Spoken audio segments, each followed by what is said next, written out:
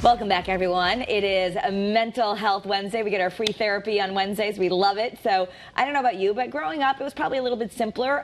Nothing but playing sports, hanging out till the lights came on, just sharing those simple moments with friends. I mean, how many times did you hear just go play? Yeah. Go play. And coming home for dinner. Yeah. Life just was go simpler play. back then.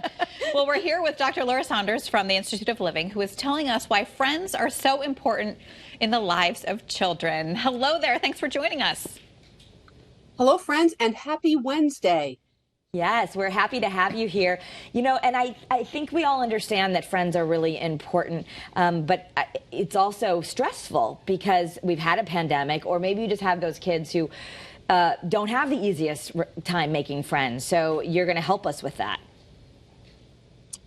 Yes, I am. So there's three aspects in the lives of children, right? There's home, there's school, and there's social and friends. It is a core developmental task that young children, and then all the way up through, teens and young adults, need to develop some skills and master. It's important because those skills become the skills that you use as adults. I mean, in work settings, in social settings, in primary relationships. So it's actually much more crucial than you realize. And, research shows that children who are likable actually fare better than those who are less likable all throughout their lives. All right. So us as parents, what can we do? Like, let's start with the little kids, right? Should we be organizing things so that they can make friends?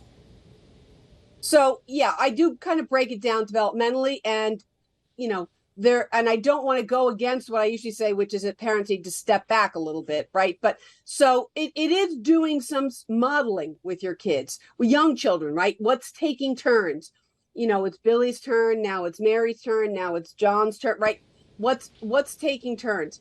It's developing, having some semi-structured play dates where you set up opportunities, and really depending on where you live and the kind of setting you're in, what if you don't have a lot of built-in opportunities, creating some opportunities for your kids, and really working with them on perspective taking, because that's how they begin to learn empathy. Well, how do you think John felt when you took that toy and he started crying? How was he feeling, right? So you really do that work with young children. Yeah, and that's an interesting, you said learn empathy, which is great. I think sometimes we just think, oh, this person's really nice and empathic and other people are not, they're more selfish. So empathy is a skill. We actually can learn it, we can model it, and it really helps our kids. Absolutely. So learning and modeling, it's two parts to that.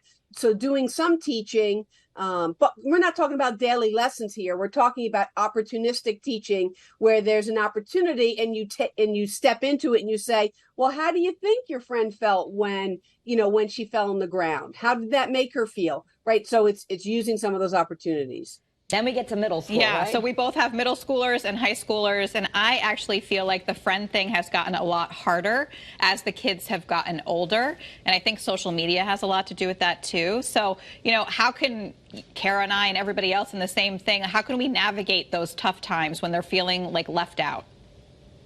So middle school is a particularly difficult time, because even if your child's the squarest of square pegs, fitting in, everyone has difficulty in middle school. One of the things I like to emphasize is discussing this popularity, because that's where it becomes more evident. What is popularity? There are those kids that are popular who are positive leaders, they're likable, they're helpful, they're friendly, they're outgoing, and those that are popular that are more mean-spirited, aggressive, and using their influence for negative, and really kind of pointing out the distinction and giving your child opportunities to step into and connect with people that have a more positive value system. I know it is. Middle school is tough, and everybody, and it's such I want to be normal, I want to fit in. And then you move on to high school, and again, the social media factor, right? I was left out. It used to be we didn't know if you were left out. Now it's like, I don't know if I'm cool, and so has the best life.